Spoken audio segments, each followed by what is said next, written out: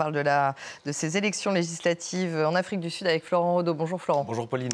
Le vote d'hier peut-il faire bouger Pretoria sur la scène internationale? Alors on peut peut-être déjà commencer par rappeler la position justement sud-africaine sur la scène internationale. Le pays se dit non aligné. Alors c'est une expression qu'on entend souvent, mais elle a une réalité géopolitique, juridique et même. C'est un mouvement, le mouvement des non-alignés.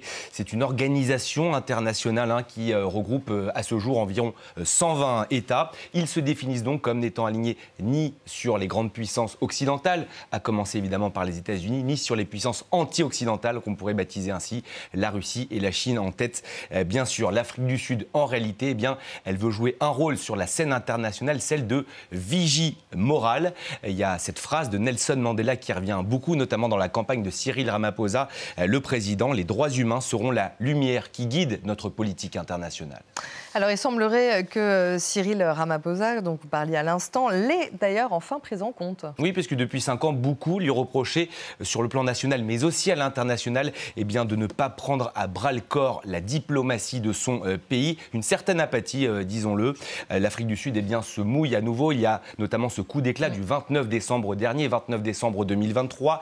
Pretoria saisit la Cour internationale de justice, la CIJ, et accuse Israël de génocide dans la bande de Gaza. Pretoria se met donc dans le camp de ceux qui défendent les droits humains. Évidemment, ça ne plaît pas à l'allié de l'État hébreu, les États-Unis, de Joe Biden, qui, il faut s'en rappeler, avait tenu exactement le même discours lors de son investiture le 7 novembre 2019. Il s'était mis du côté des droits humains. On voit que la réelle politique, et notamment la guerre à Gaza, est passée par là. En tout cas, Pretoria est sur la corde raide. C'est une position d'équilibriste, puisqu'il faut quand même contenter les États-Unis qui menacent de sortir le pays de l'AGOA. C'est cet accord qui regroupe une quarantaine de pays africains, des pays africains qui sont exemptés de droits de douane pour exporter leurs produits aux États-Unis.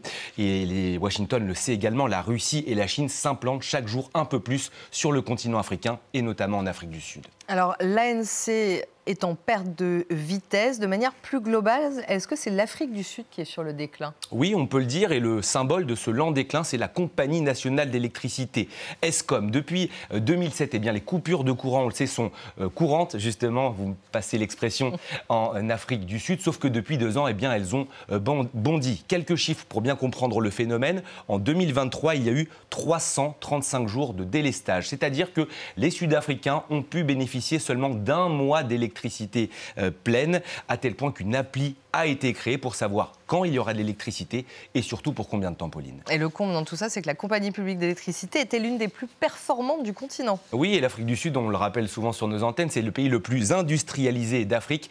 Cette compagnie, elle est devenue le symbole de la mauvaise gestion de Jacob Zuma, président de 2009 à 2018 en Afrique du Sud. C'est un cas parlant puisque lui-même a été pris la main dans le sac. Ce scandale de la rénovation de sa résidence de Nkandla, travaux pour un montant de 16 millions d'euros. Il a donc été épinglé par la justice et c'est bien sûr un fléau pour la démocratie sud-africaine. Jacob Zuma se positionnait en fer de lance de la lutte anticorruption. Comment voulez-vous, après avoir confiance dans un parti, dans un homme politique qui se dit être le fer de lance de cette lutte anticorruption et qui finalement lui aussi triche? Merci Florent pour votre décryptage.